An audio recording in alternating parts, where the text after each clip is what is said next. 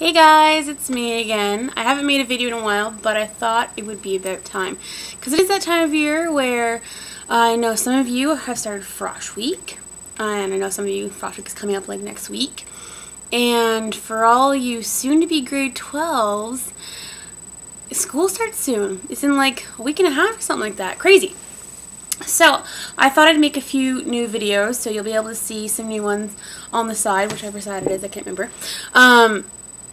So today I wanted to talk about your new grade 12s. Come in like a week and a half, you're going to be in your last year of high school, hopefully.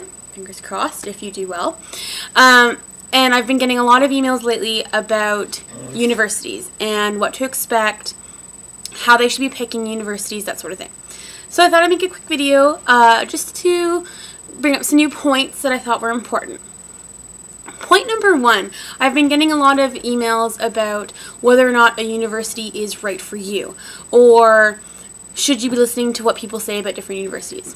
Frankly, unless they are from a university, or unless they have gone to the university, or unless they are your teachers or your guidance counselors or your student service reps, I wouldn't really listen to a lot of people's opinions about which universities suck and which ones are great, especially from other high school kids.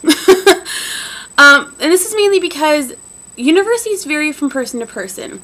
It's really, your experience is really dependent on the person. And certain universities specialize in certain things. I know I've talked about that in another video, but I thought I'd reiterate that every university isn't right for every person. So if you're studying certain things, your best option is to figure out what university does that best and then figuring out whether or not it's a right fit for you. Because that's the most important thing. If you're not going to be comfortable at the university, the likelihood of you dropping out is a lot higher, and then where did that get you? So my first thing that I would recommend is if you're thinking about going to a certain university, or if you have one in mind, or you've been thinking about this university for forever because your mom went there and your dad went there, or whatever, my first suggestion is go to the university. Okay? Throughout the year, and even in the summers, the schools offer free tours. Now you can go as a group. Sometimes high school grade 12 classes go together to certain universities, or you can make your own appointment, that's the word, to go and check out the university. And every university rep will walk you through the whole university and will answer any questions that you can think of. And if they can't answer your questions, they'll try to refer you to someone who can. So that would be my first option, because then once you go, you can really see the campus and get a good feel for what it's going to be like being there. And sometimes it works out that you don't think it's going to be right for you, and that's okay. So my second piece of advice would be that a lot of high schools, I don't know if all of them do, but most high schools offer group talks with the different university reps that come to your high school to talk to you. So usually in your student service offices or in your secretary offices down in the lobby or entrance, there'll usually be sign-up sheets where you can sign up to go to these different talks with university reps. So mostly it's the main universities that come, and it also depends on your region. So if you aren't in Ontario, then don't expect York to come visit you. Sorry. But usually if you're in like the Toronto area, you'll usually be getting visits from U of T, York, and those sort of main ones. Ryerson, I would doubt if you get a visit from them, but that sort of thing. Again, if you live in Ottawa, you're going to be getting reps from Algonquin, Ottawa U, Carleton, probably from also universities in Montreal as well, like McGill. And you know what? The great thing about this is you can get to talk to a university rep on your own grounds. And sometimes you can think of different questions there, and from there you can sort of see what courses they offer and everything else. It's a great resource. Please take advantage of it. Now, if there's a university that you want to go to and they're not coming to your high school to visit you, and it's impossible for you to go visit them, my suggestion would be to go to your student service offices and ask your student rep, if they can set up an appointment with the university that you want to talk to. So for instance, let's say you want to go to York and York isn't coming to visit your high school. So go down to your student services and say, I would really like York to come visit our school. Usually your guidance counselors or whatever will try and set up an arrangement with York so that they can come and visit the high school.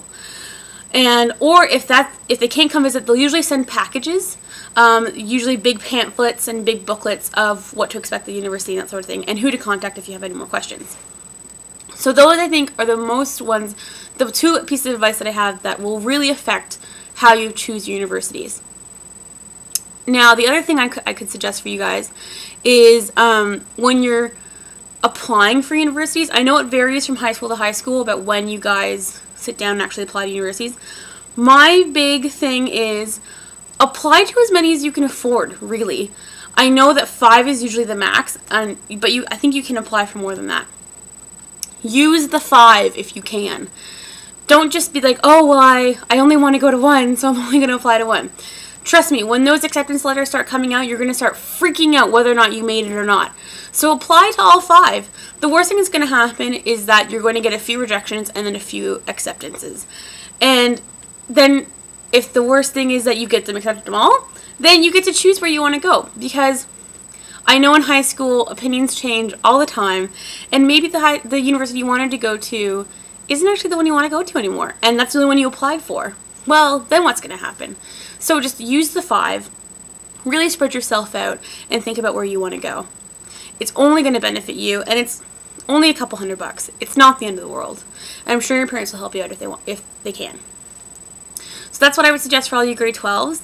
I know there's tons of questions coming in about what you guys should be looking forward to and that sort of thing. Really enjoy your grade 12 year, but trust me, study, study, study, study, study. Get your grades up there because university is really competitive now, especially in admissions. So the higher your grades are, the more of a likelihood you are to get into the university you want to go to. So I know that grade 12 is supposed to be sort of like a really fun year, and you can have fun, but also really study hard and get your grades up. Because, like I said, the higher your grade, the more likelihood you're going to get into that university. And trust me, you don't want to be declined by the university you really, really love. Alrighty, so if you guys have any questions, you know the rule, just ask me. I'll answer as best as I can. Alright, love ya!